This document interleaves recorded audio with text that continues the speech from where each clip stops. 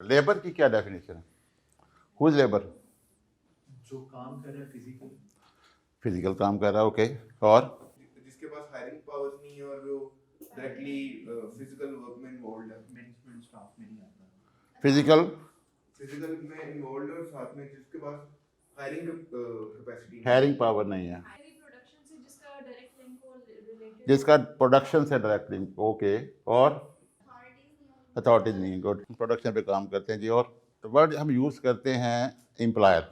Employer कौन होता है? एम्प्लॉयर जो मालिक होता है, जो ऑनर होता है, जिसके पास कैपिटल होता है, जिसके पास रिसोर्सेज होते हैं, जिसके पास जो है वो पैसा होता है, सरमाया होता है, डिसीजन मेकिंग होती है, सारा एम्प्लॉयर होता है।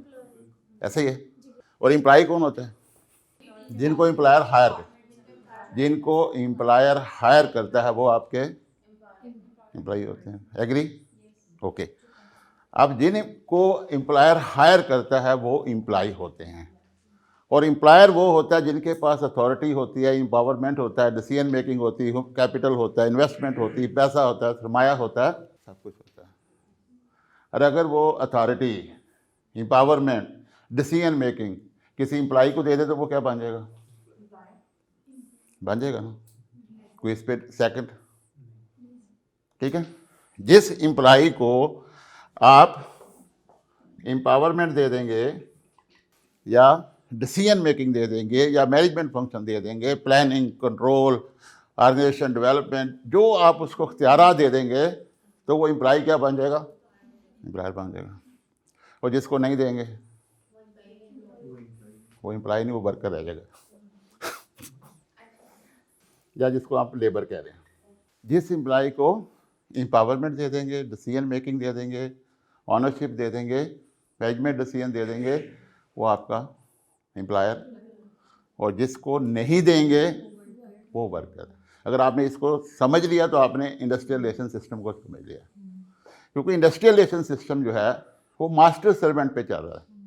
अगर आप पुराना कंसेप्ट देखें कि मास्टर होता था और सर्वेंट होते थे। मास्टर कौन होता था? जिसके पास लामहदूद अख्तियारात होते थे। और सर्वेंट कौन होता था? जो ओबीडियंट होता था, जो उसका यस मैन होता था, जी सर कहने वाला होता था, यस सर कहने वाला होता था, जी हजूरी करने वाला होता था। और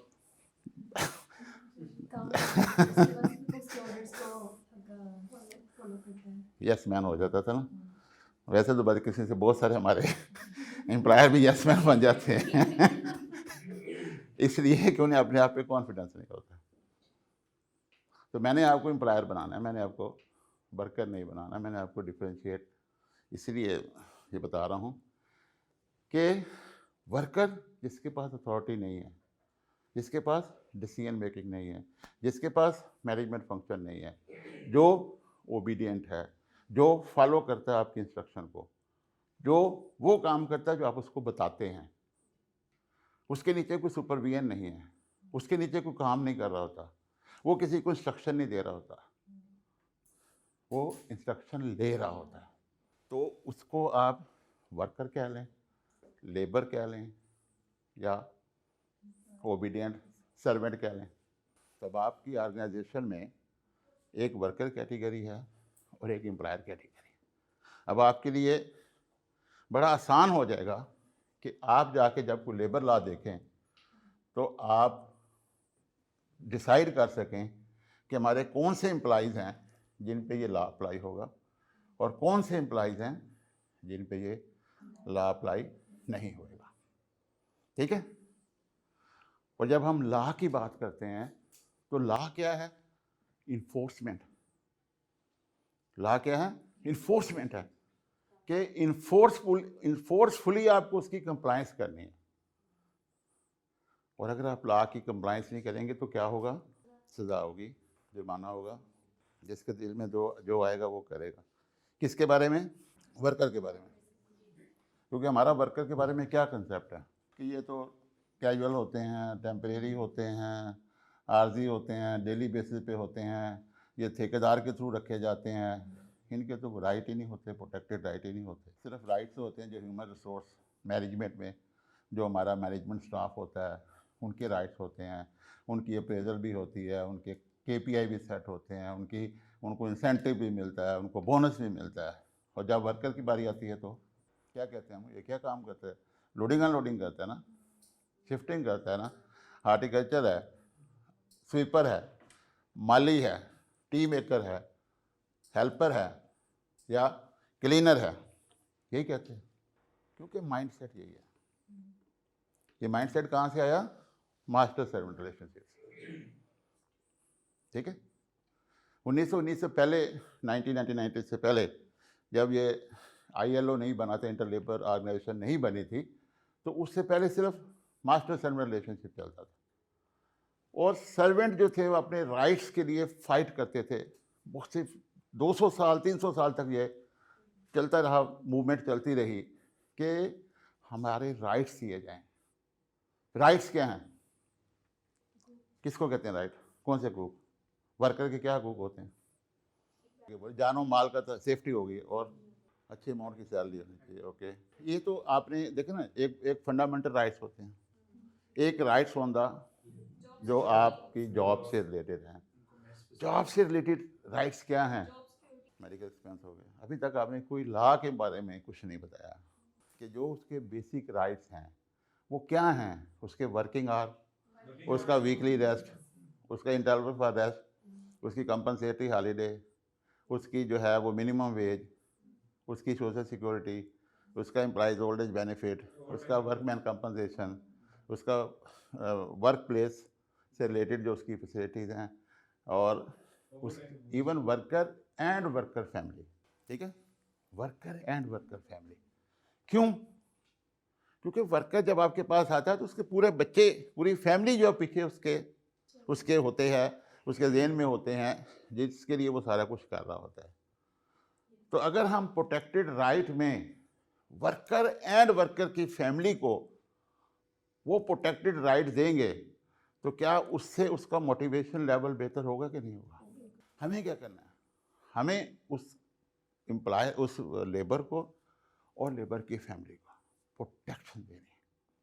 अब क्योंकि एज ए वॉलंटियर तो कोई भी प्रोटेक्शन देने को तैयार नहीं। ठीक है, अगर किसी का बस चले तो वो 16 घंटे भी काम ले, किसी का बस चले तो उसको वीकली हॉलीडे भी ना दे, किसी का बस चले तो 14 अगस्त की छुट्टी भी ना दे। ऐसा है कि नहीं है माइंडसेट? आप डिफरेंट ऑर्गेनाइजेशन में काम करते हैं तो आपको क्या, स्वयं चंदे का ऑर्गेनाइजेशन के यही कहा जाता है, यार काम पे लगाओ इनको, काम पे लगाओ इनको। यही माइंडसेट है ना। तो ये माइंडसेट को देखते हुए कि एक ह्यूमन नेचर है, ये सारी लेजिस्लेशन हुई है, कानून साजी हुई है।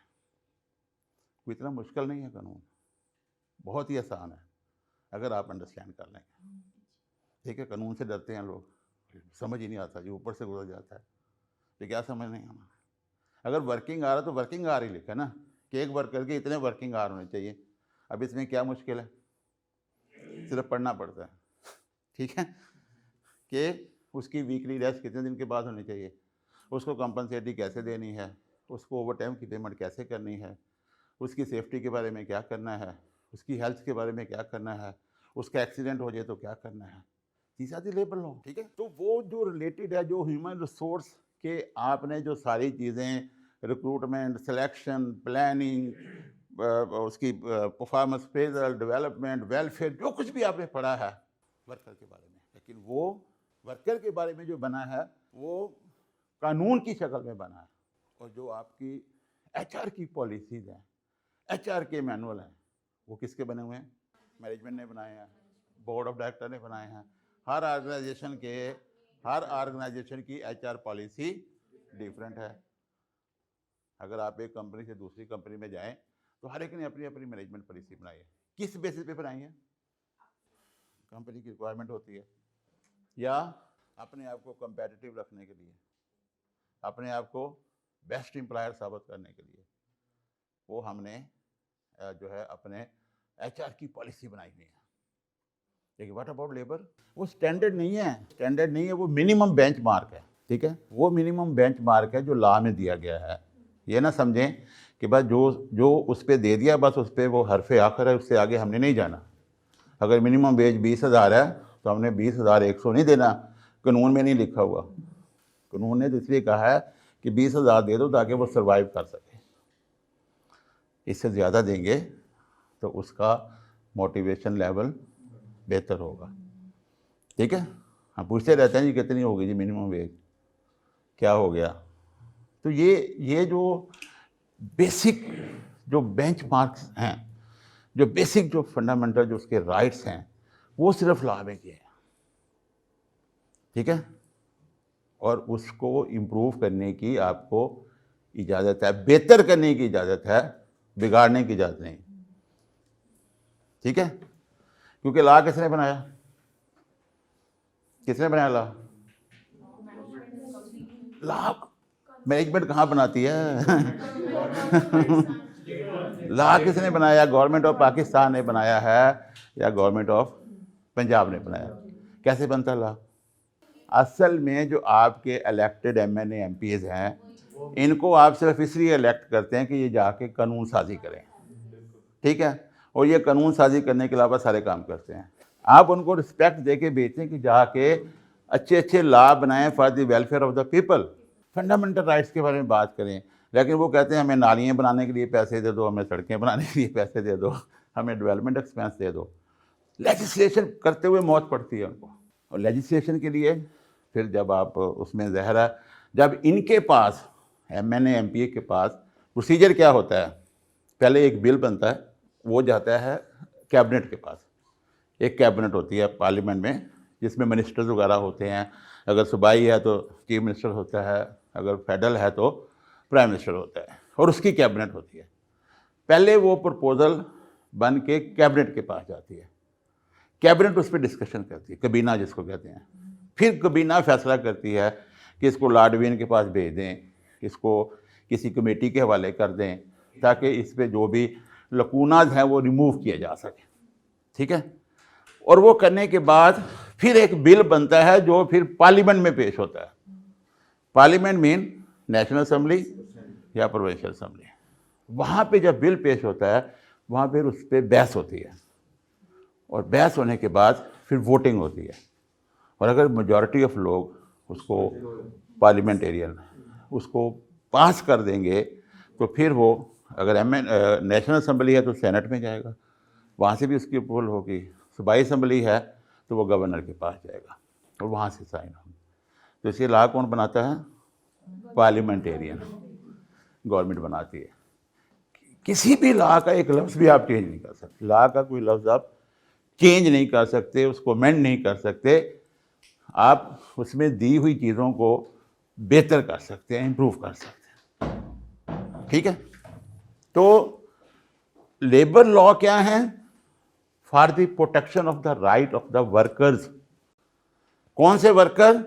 जिनके पास अथॉरिटी नहीं है, एम्पावरमेंट नहीं है, डिसीजन मेकिंग नहीं है, वो आपकी इंस्ट्रक्शन फॉलो करने के लिए वहाँ पे जो है वो आए हैं।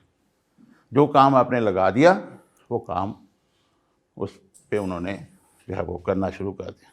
आज से 200 साल पहले, 1919 से पहले मास्टर सर्वेंट रिलेशनशिप थे, कोई लॉ नहीं था 1919 से पहले। 1919 में ILO बनी, इंटरनेशनल लेबर ऑर्गेनाइजेशन। किस बेसिस पे बनी? उसने रियलाइज़ किया कि जब तक हम सोशल जस्टिस नहीं करेंगे उस वक्त तक किसी मुल्क में बेहतरी नहीं आ सकती। सोशल जस्टिस क्या है? कि हम जो बेसिक फंडामेंटल राइट्स हैं लोगों के, जब तक उनको नहीं देंगे उस वक्त तक वो खुशहाली नहीं आ सकती, बेहतरी नहीं आ सकती। तो डिसाइड ये हुआ कि एक इदारा बना, ILO इंटरनेशनल लेबर ऑर्गेनाइजेशन। अब ILO में बनाने से पहले भी ये आपने लेबर राइट के बारे में बात करनी है तो इसमें लेबर को इन्वॉल्व करें। ठीक है, राइट किसने देने हैं? एम्प्लॉयर ने, एम्प्लॉयर को इन्वॉल्व करो। लेजिस्लेशन किसने करनी है? गवर्नमेंट ने। तो वर्कर, एम्प्लॉयर, स्टेट, ये तीनों ने मिलके एक ट्राइपार्टाइट, तीनों सैफरीकी जिसको कहते हैं, ये तीनों इकट्ठे रिप्रेजेंटेशन है इनकी ILO में।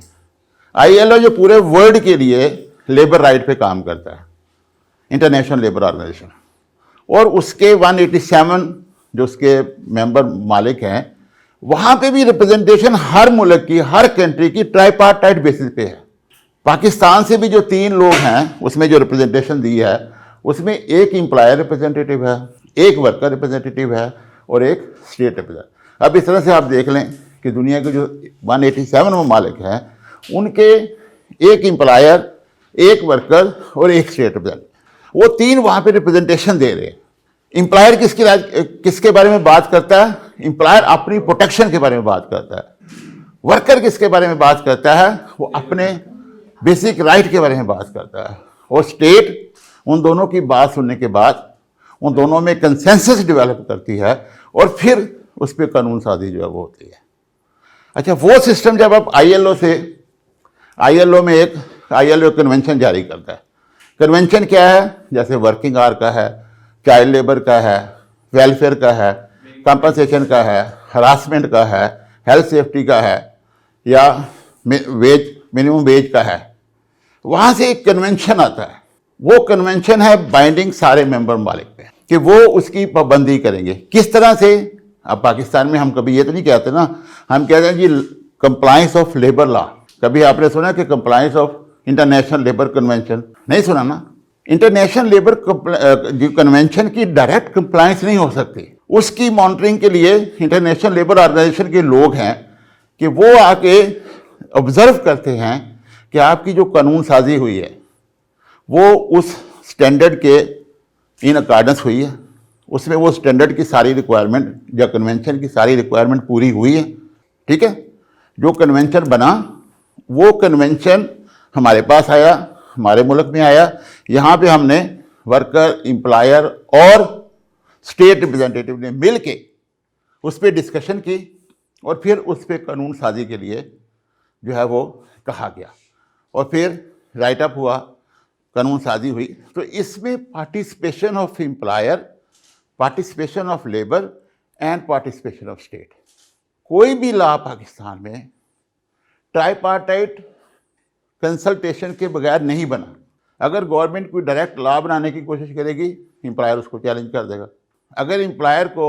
अगर वर्कर को इन्वॉल्व किए बगैर लॉ बनाएगी, वर्कर उसको चैलेंज कर देंगे।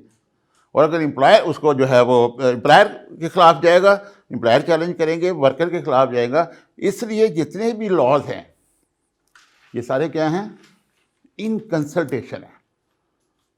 ठीक है, जितने भी लेबर लॉज हैं, ये लेबर लॉ कोई आइसोलेशन में नहीं बने। ठीक है, जैसे मैंने कहा ना कि ट्राईपार्टाइट बेसिस पर है। इस तरह से सूबों में मिनिमम वेज बोर्ड बने हुए हैं। पहले तो ये वैसे फेडरल सब्जेक्ट था, जब से 18 अमेंडमेंट आई तो ये प्रोविंशियल सब्जेक्ट हो गए, लेबर लॉ सारे जो हैं। अब हर सूबे का अपना अपना लेबर लॉ है। ठीक है, पहले फेडरल लॉ था, फिर आपने सुना होगा ये 18 अमेंडमेंट। 18 अमेंडमेंट क्या थी कि कॉन्स्टिट्यूशन में कि ये जो लेबर लॉज हैं ये प्रोविंशियल सब्जेक्ट होगा, ये फेडरल नहीं होगा। हर सूबा अपना अपना लॉ जो है वो खुद बनाएगा। तो जब से ये प्रोविंशियल सब्जेक्ट हुआ तो अब क्या है, हर सूबा अपनी मिनिमम वेज, अपने बाकी लॉ जो है वो खुद डिसाइड करता है। जिस तरह आईएलओ में ट्राईपार्टाइट कंसल्टेशन है, इसी तरह मिनिमम वेज बोर्ड जो है वहाँ पे भी आपका वर्कर, एम्प्लॉयर और स्टेट, इसके रिप्रेजेंटेशन होते हैं। ठीक है, स्टेट इनिशिएट करती है कि जी मिनिमम वेज रिवाइज होनी है। मिनिमम उसका 1 साल है, मैक्सिमम 3 साल है। स्टेट इनिशिएट करती है, किसको कहती है? एम्प्लॉयर को और वर्कर को। किस तरह से? रिकमेंडेशन की फॉर्म में कि जी हम मिनिमम वेज रिवाइज करना चाहते हैं।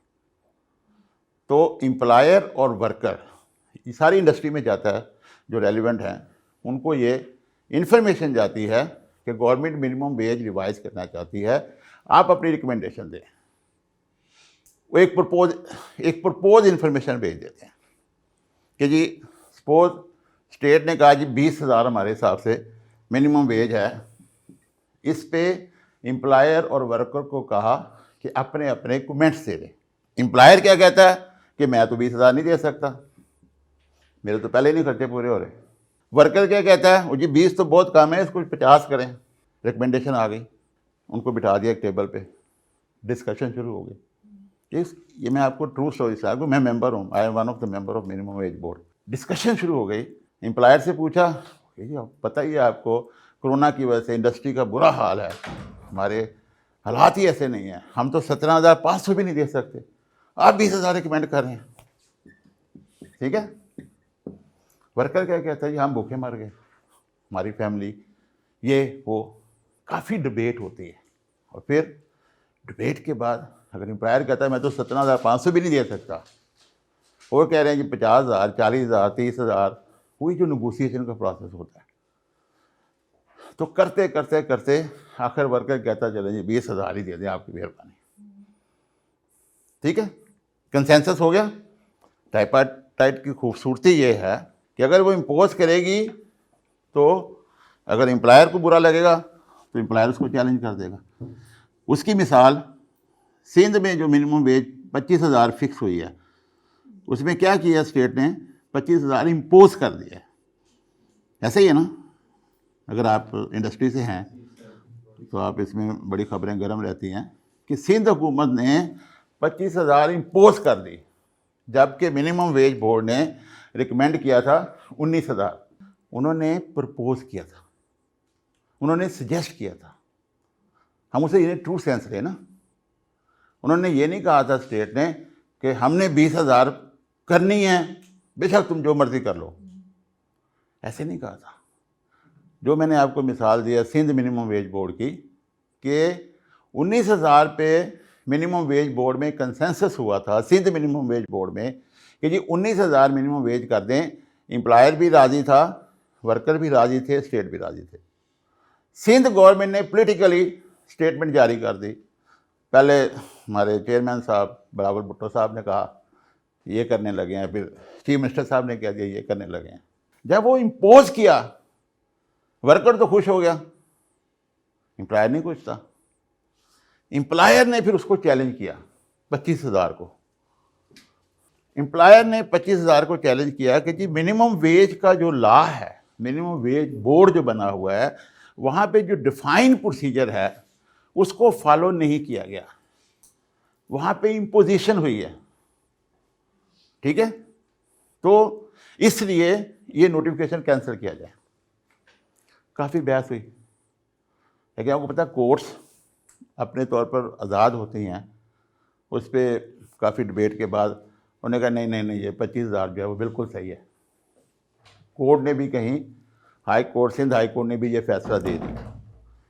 अब वो फैसला सही नहीं है, एज ए लॉयर मैं भी ये समझता हूँ, और कानून के पॉइंट ऑफ व्यू से, इसलिए फिर हमने उसको सुप्रीम कोर्ट में चैलेंज कर दी। तो सुप्रीम कोर्ट ने उसको सस्पेंड कर दिया, नोटिफिकेशन को 25,000 वाला, ये आपका सस्पेंडेड है। सुप्रीम कोर्ट ने कहा कि अभी जब तक ये डिसाइड नहीं होता, वहाँ पे हमने प्ली क्या ली है, हमने कहा जी फॉलो नहीं किया गया मिनिमम वेज बोर्ड के में जो प्रोसीजर डिफाइन है, उसको सबोताज किया गया है, उसको ओवर रूल किया गया। तो उसको सुप्रीम कोर्ट ने कहा हाँ, अगर आप कहते हैं कि इसको सबोताज किया गया है, इस पर आर्गूमेंट कर लेते हैं। हाई कोर्ट का फैसला था, लेकिन अभी जो रिसेंट पिछले 20-25 दिन पहले जो जजमेंट आई है कि रिसेंटली फिर सुप्रीम कोर्ट के फैसले that is applicable for all over the Sindh कि मिनिमम वेज आप 19,000 रुपये दें जो मिनिमम वेज बोर्ड में, उस वक्त तक जब तक हम ये फैसला नहीं देते कि 25 होने या 19 होने। 25 की थी ना, प्रोविंशियल गवर्नमेंट ने काफ़ी प्रेशर भी डाला हुआ था एम्प्लॉयर पे, काफ़ी उन्होंने उनके खिलाफ जो है वो कार्रवाइयाँ भी शुरू की हुई थी, लेकिन जो सुप्रीम कोर्ट ने उनको मना कर दिया। तो this is a tripartite labour law की फॉर्मेशन जो है वो ट्राइपार्टाइट है। आपके ज़हन में जब भी लेबर लॉ आए ना, तो ये भी ज़हन में बिठा लिया करें कि ये लेबर लॉ हमारी मर्ज़ी से बने हैं, हमारी रजामंदी से बने हैं, हमारे कंसेंसस से बने हैं, इसलिए इसको ओबे करें, उसको उठा के डस्टबिन में ना फेंकें। एम्प्लॉयर रिप्रेजेंटेशन होती है, मिनिमम 3 से 4 होते हैं, 3 वर्कर होते हैं, 3 एम्प्लॉयर होते हैं, फिर उसमें रिप्रेजेंटेशन होती है, गवर्नमेंट की भी होती है, industry department, finance department, labour department, कोई 12-13 लोग उसमें होते हैं, लेकिन उसके अलावा डिफरेंट कैटेगरी ऑफ इंडस्ट्री को भी हमने इन्वॉल्व किया हुआ है। देखिए स्टेट का रोल जो है ना, स्टेट का रोल हमेशा एडवाइजरी रोल होता है, स्टेट का रोल फैसिलिटेटर का रोल होता है, जो कि बदकिस्मती से हमारे यहाँ नहीं है। अगर आप पूरी दुनिया में जाएं ना, पूरी दुनिया में अगर इंडस्ट्रियलाइजेशन सिस्टम कामयाब है, इस वजह से है कि वहाँ पे स्टेट अपना रोल एज ए फैसिलिटेटर का करती है। वहाँ पे इंडस्ट्री वाले इनवाइट करते हैं लेबर डिपार्टमेंट को, इंडस्ट्री वाले इनवाइट करते हैं गवर्नमेंट डिपार्टमेंट को, आए हमें ज़रा गाइड करें, हमें बताएं लेबर लॉ के बारे में। यहाँ पे हम तौबा इस्तग़फ़ार करते हैं, अगर लेबर डिपार्टमेंट का बंदा आ जाए हमारे फैक्ट्री के बाहर तो हम क्या करते हैं, हम छुपते फिरते हैं, हम सिक्योरिटी वालों को कहते हैं इसको अंदर नहीं आने देना। फ़र्क ये है, ठीक है, क्योंकि वो रोल ही प्ले नहीं करना चाहते अपना। जो स्टेट के जो इंस्पेक्टर आते हैं, जो सोशल सिक्योरिटी से या EOBI से या फैक्ट्री से, उनका रोल तो ये है कि वो आपको आके गाइड करें, आपको बताएं लेबर लॉ की कंप्लायंस के बारे में। अगर कोई आपके कोई शॉर्टफॉल है, कोई कंप्लेन है, उसको ठीक करवाएं। लेकिन वो क्या कहते हैं, डंडा लेके आए होते हैं। क्यों? क्योंकि हमें पता है कि इन्होंने जो है वो मानी नहीं है हमारी, वो एक माइंडसेट के साथ आए होते हैं। तो ये डिफरेंस है। इसलिए जो आप कह रहे हैं, क्या नाम आपका, फारूक साहब, कि ये 3 ट्राईपार्टाइट बेसिस जो इंटरनेशनल लेबर ऑर्गेनाइजेशन में बैठे हुए हैं, वहाँ पे भी तो कंसेंसस हो रहा है, पूरी दुनिया की वहाँ पे रिप्रेजेंटेशन है। वहाँ पे कंसेंसस के बाद एक कन्वेंशन बनता है और फिर वो कन्वेंशन हमारे कंट्री में आता है या डिफरेंट कंट्री में जाता है। तो जब वहाँ पे इंटरनेशनली एक कंसेंसस हो गया तो क्या हमारे कंट्री लेवल पे उस पर कंसेंसस नहीं हो सकता? ठीक है ना, वहाँ पे भी तो एम्प्लॉयर रिप्रेजेंटेटिव हैं, वहाँ पे भी तो वर्कर रिप्रेजेंटेटिव हैं। तो इसलिए ये सिस्टम कामयाब इसीलिए है कि इसमें कंसल्टेशन है, कंसेंसस है। अगर कंसल्टेशन और कंसेंसस ना हो तो ये सिस्टम जो है ये कभी भी नहीं जा सकता। अगर कोई एम्प्लॉयर कंप्लायंस ऑफ लॉ नहीं करता, इन अकॉर्डेंस विद लॉ जो वर्कर की फैसिलिटीज़ हैं वो उनको नहीं देता, तो फिर स्टेट का काम शुरू होता है ना कि वो आए एम्प्लॉयर को गाइड करे। अगर एम्प्लॉयर फिर भी नहीं बाज आता, फिर उसके खिलाफ प्रोसिक्यूशन करे, उसको पिनलाइज करे, उसको बिहाइंड द बार भेजे, उस पर पेनल्टी करे, जो भी करना उस पर करे। मुझे तो कोई प्रॉब्लम नहीं होती थी, अगर मैं जिस इंडस्ट्री में बैठा हूँ, अगर मैं उसकी अपनी तारीफ नहीं कर रहा, कि अगर मैं कंप्लायंस ऑफ द लॉ कर रहा हूँ और लॉ में लिखा हुआ है कि इंस्पेक्टर आके मेरे सिस्टम को चेक कर सकता है, मेरे वर्कर के इंटरव्यू कर सकता है, मेरे वर्कर से पूछ सकता है कि आपको फ्रीडम ऑफ एसोसिएशन है, आपको मिनिमम वेज मिल रही है, आपके वर्किंग आवर पूरे हैं, आपको वीकली रेस्ट मिल रही है, आपको एनुअल लीव मिल रही है, आपको ग्रेजुटी मिल रही है, पूछने दें। लेकिन अगर हम नहीं करेंगे, हमने उसका नंबर 2 तरीका सोचा हुआ है कि हमने करना ही नहीं है।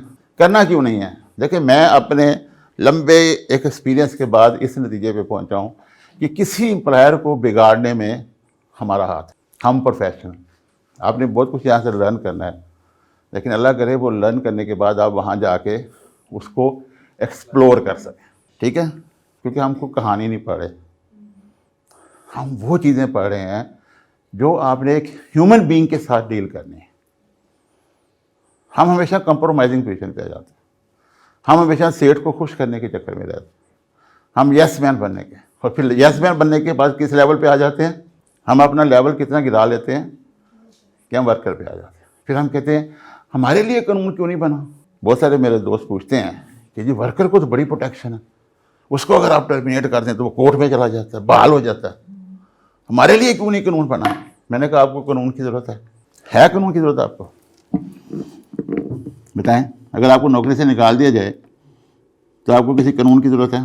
बताएं, अगर किसी को निकाला जाता है, परफॉर्मेंस ही होती है ना, परफॉर्मेंस ही होती है ना, जो नहीं उसको पसंद आती या आप सूटेबल नहीं है वहाँ पे। आपको अगर राइट है कि आप जब चाहे नोटिस दे के छोड़ दें, तो एम्प्लॉयर को राइट नहीं है जब चाहे आपको निकाल दें। आपको क्यों रखा है? आपको किसी इंडस्ट्री में क्यों रखा जाता है? अपनी सहूलत के लिए ना, उन्होंने अपनी सहूलत के लिए, अपने काम करवाने के लिए आपको रखा है। अगर आपके पास वो कॉम्पिटेंसी है तो आप हायर कर लिए जाएंगे, आपकी प्रोफेशनल एक्सपीरियंस और जो आपके पास जो नॉलेज है उसके बेसिस पर आपको इवेलुएट करके आपको पैसे दिए जाएंगे।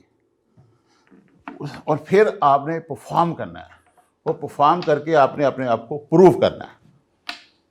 अगर नहीं प्रूव कर पाते तो फिर सर एक बात बताऊं, ये सारा इसलिए होता है, ये जो आपकी जो सोच है ना कि हम ओवर एक्सपेक्टेड होते हैं। ओवर एक्सपेक्टेड मीन्स अगर मैं एक अकाउंटेंट हूँ या एक प्रोफेशनल हूँ, मैंने MBA किया, मैंने HR में या IR में, मेरे पास एक्सपर्टीज़ है, अगर मुझे वो नहीं रखना चाहते, मेरी एक्सपर्टीज से वो नहीं मेरी सर्विसेज लेना चाहते, तो मैं उनका क्या बिगाड़ सकता हूँ? मैं क्यों जज्बाती हो के उससे आगे मिन्नत तरला कर रहा हूँ कि सर मुझे ना निकालें। आई एम सॉरी, हालात ऐसे हैं कि हम मजबूर हो जाते हैं कि हम रिक्वेस्ट करते हैं सर हमें ना निकालें, हमें नौकरी नहीं मिलेगी, हमें ये नहीं होगा, हमें वो नहीं होगा। लेकिन ऐसा अंडरस्टैंड करने की बात यह है कि अगर आप प्रोफेशनल हैं, आपके पास प्रोफेशनल कॉम्पिटेंसी है, तो अल्लाह पे भरोसा करें। आपका देखें, आपका बीइंग प्रोफेशनल कंपनी के साथ क्या होता है, कॉन्ट्रैक्ट लेटर होता है, कॉन्ट्रैक्ट लेटर होता है ना, एम्प्लॉयमेंट कॉन्ट्रैक्ट लेटर, और उस पर लिखा होता है कि आपको हम ये ऑफ़र करेंगे, आपको ये परफॉर्म करना होगा और आपकी सर्विसेज जो है टर्मिनेबल होगी विद 1 मंथ नोटिस और विद इमीडिएट इफेक्ट। आप जब चाहें छोड़ सकते हैं, हम जब चाहें निकाल सकते हैं। आप नीचे लिख दो I accept all the term and condition mention in my contract letter, आपने लिख दिया। अब आ जाएं लेबर की तरफ। ये तो मैं आप लोगों के लिए बात कर रहा था, क्योंकि आपकी जो रिक्रूटमेंट हुई है on the basis of your professional competency, आप पढ़े लिखे हैं, आप सर्विसेज देने के लिए वहाँ गए हैं, आप वहाँ पे policy procedure services development management planning control आप करने के लिए, क्योंकि आपके पास नॉलेज है। वर्कर के पास क्या है? वर्कर के पास ना अथॉरिटी है, ना डिसीजन मेकिंग है, ना मैनेजमेंट फंक्शन है, और ना उसके पास सुपरविजन है, कुछ नहीं है ना उसके पास।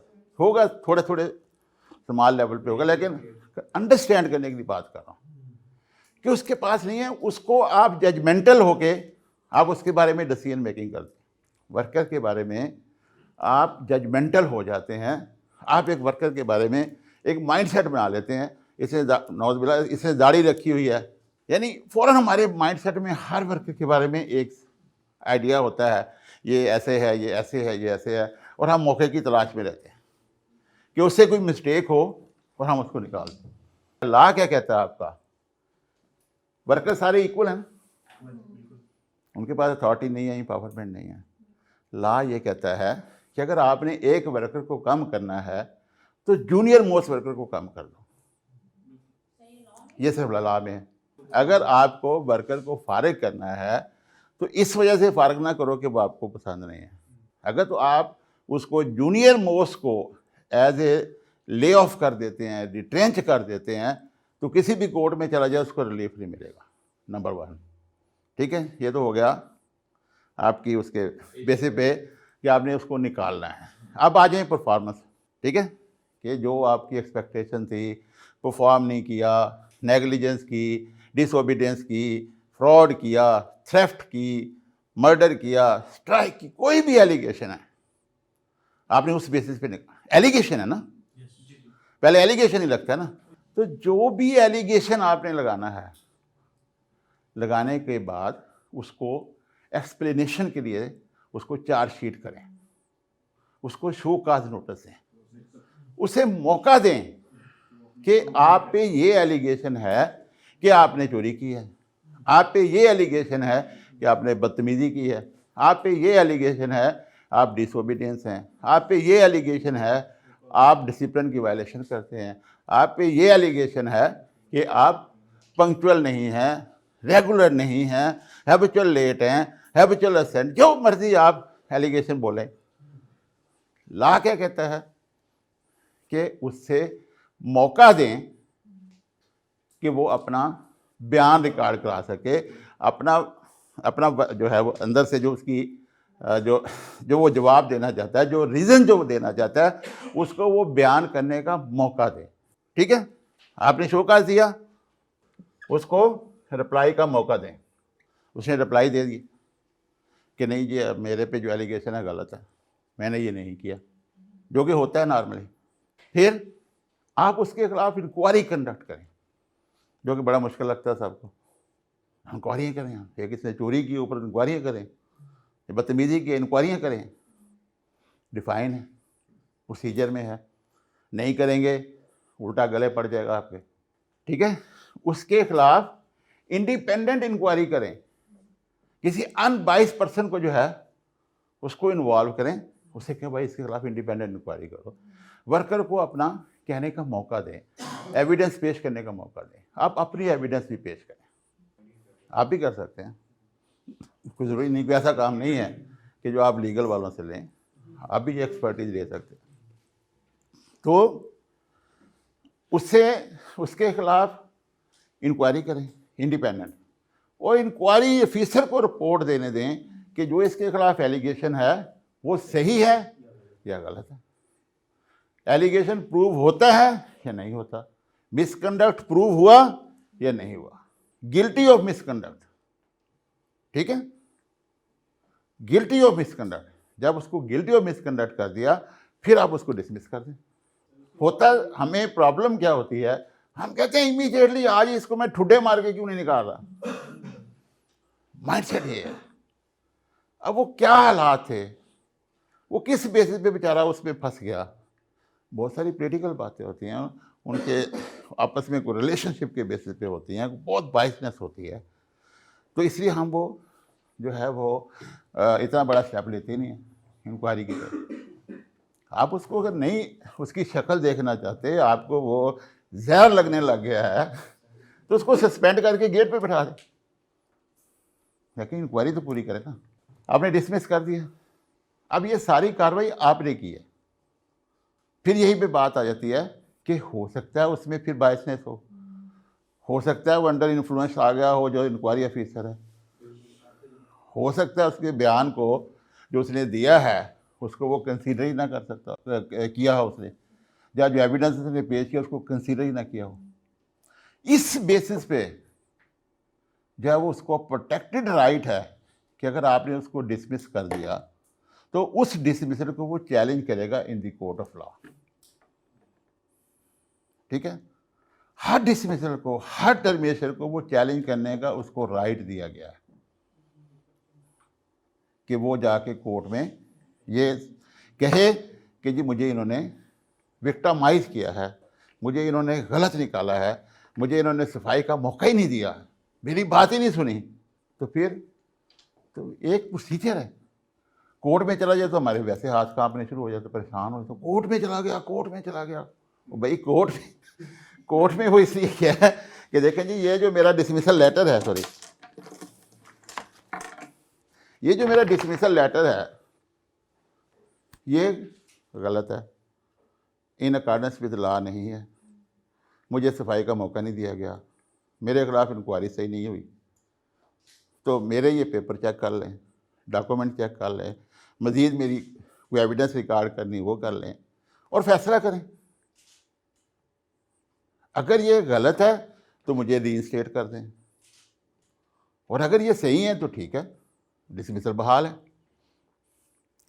तो सर फ़र्क तो यही है ना आईआर और एचआर का कि इंडस्ट्रियल रिलेशन सिस्टम में उसको पूरी पूरी प्रोटेक्शन है कि अगर आप बाइसनेस के बेसिस पर किसी वर्कर के खिलाफ एक्शन लेंगे तो वो आपके एक्शन को चैलेंज करेगा।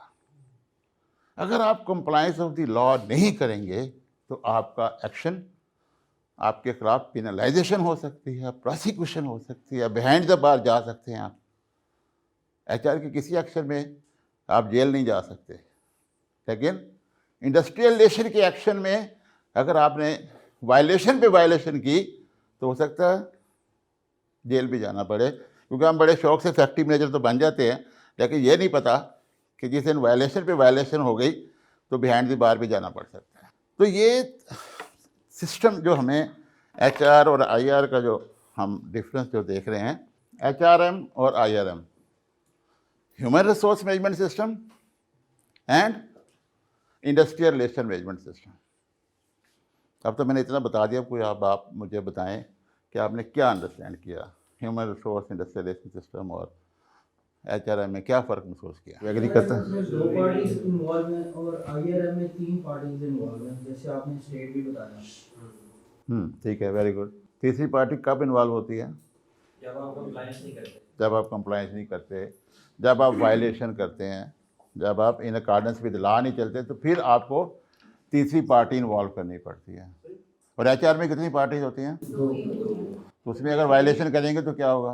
4 वाले अगर वायलेशन करेंगे, नहीं सर, उसकी भी कंप्लाइंस होती है। कैसे? HR की कैसे होती है? सर होती है, हमारी पॉलिसी को चेक करने के लिए हम कंप्लाइंस की पार्ट नहीं, पॉलिसी इंटरनली देखें, आपकी पॉलिसी की जो वो जो होती है ना, कंप्लाइंस चेक करने की जो थर्ड पार्टी एडिटर आते हैं, जो आपके देखने के लिए क्या आप in accordance with policy procedure काम कर रहे हैं, उसमें तो जस्ट वो देखते हैं कि आपका हायरिंग और फायरिंग का जो प्रोसेस है in accordance with that those policy है कि नहीं है, in accordance with those policy जो कि आपकी अपनी बनाई हुई है, ठीक है। लेकिन लेबर लॉ में इन अकॉर्डेंस विद लॉ है, जो कि आपने नहीं बनाया, लेजिस्लेशन ने, कानून साजों ने बनाया है। HR में इंटरनल फैक्टर है। तो जो दूसरी बात है कि HR human resource industrial relation को भी जो है वो रन कर सकता है और ह्यूमन रिसोर्स मैनेजमेंट को भी रन कर सकता है। लेकिन तरीकाकार क्या होगा कि इंडस्ट्रियल रिलेशन सिस्टम को इन अकॉर्डेंस विद लॉ करना होगा और ह्यूमन रिसोर्स सिस्टम को in accordance with the policy procedure करना होगा। यानी इंडस्ट्री में आपको वर्कर एंड मैनेजमेंट स्टाफ के लोग होते हैं, परसेंटेज होती है 50%, 60%। तो जो वर्कर्स होते हैं उनकी जो डीलिंग है इन अकॉर्डेंस विद लॉ होती है, और जो मैनेजमेंट स्टाफ के लोग होते हैं, लेकिन होते सारे under the group head HR जो रखे होते हैं, वो वही इंस्ट्रक्शन दे रहे होते हैं, वही गाइडलाइन दे रहे होते हैं। लेकिन अनफॉर्चुनेटली जो मुझे एक्सपीरियंस है, क्योंकि मैं तो इंडस्ट्रियल रिलेशन का बनता हूँ और बहुत सारे HR के लोगों के साथ काम करता हूँ, कि उनका जो माइंड सेट है ना regarding law, regarding compliance of law, वो उस तरह नहीं है जो पॉजिटिव होना चाहिए, वो अथॉरिटेटिव हो जाते हैं। तो रोल जो है ना वो बैलेंस रखने का है कि जब आपको पता है कि ये वर्कर है, तो मुझे लॉ की किताब खोल के इन अकॉर्डेंस विद लॉ जो है इसको डील करना है, और अगर ये वर्कर नहीं है तो फिर मेरी पॉलिसी क्या पारी। अब जब कोर्ट में जाते हैं, हर एम्प्लॉय कोर्ट में जाता है, रोक तो नहीं सकते ना आप किसी को। कोर्ट में अगर आप किसी के खिलाफ एक्शन लेते हैं, जब भी किसी का फाइनल सेटलमेंट पूरा नहीं मिलता, किसी को ग्रेजुटी नहीं मिलती, किसी को तनख्वाह नहीं पूरी मिलती, और आप उसको निकाल देते हैं, तो सारे एम्प्लॉय वहाँ पे चले जाते हैं। किसमें? लेबर कोर्ट में, कि जी हमें जो है, हम तो वर्कमैन हैं, हमें तो हमारे पैसे दिलवाएं, हमारी बेनिफिट दिलवाएं। तो फिर वहाँ पे जाके एम्प्लॉयर का क्या रोल होगा कि एम्प्लॉयर कहेगा जनाब ये जो एम्प्लॉय है, ये अपने आप, ये जो एम्प्लॉय यहाँ पे आया है, ये अपने आप को वर्कमैन कह रहा है, ये वर्कमैन नहीं है, ये कौन है? एम्प्लॉयर है। कैसे एम्प्लॉयर है? क्योंकि मैंने इसको अथॉरिटीज़ दी हुई हैं, मैंने इसको एम्पावरमेंट दी हुई है, मैंने इसको डिसीजन मेकिंग दी हुई है। अथॉरिटीज़ है ना, तो उसको प्रूव कैसे करेंगे? उसकी जेडी, ठीक है। तो इसलिए लाजमी है कि अगर आप इंडस्ट्रियल सेटअप में काम कर रहे हैं, आपकी इंडस्ट्री में बहुत सारे वर्कर भी हैं और मैनेजमेंट स्टाफ के लोग भी हैं, तो फिर आप जेडी बनाएं, ठीक है। और जेडी में जो है उसको एम्पावरमेंट शो करें कि अगर आप सिर्फ डेजिग्नेशन सुपरवाइजर दे देंगी, तो लॉ ये कहता है कि सुपरवाइजर इज़ अ वर्कमैन। हाँ, अगर सुपरवाइजर को आपने इख्तियारात दे दिए, फिर वो वर्कमैन नहीं रहेगा। और अगर इख्तियारात नहीं दिए, सिर्फ डेजिग्नेशन दे दिया, और कोर्ट में जाके भी जब एक एम्प्लॉय जाता है, वो कहता है जी मैं HR मैनेजर हूँ, मेरे तो ऐसे केसेस में डील करता रहता हूँ। इवन एक डायरेक्टर साहब भी पहुँचे हुए हैं लेबर कोर्ट में, मेरे पास तो अथॉरिटी नहीं थी, मैं तो सेठ साहब का हुक्म मानता था।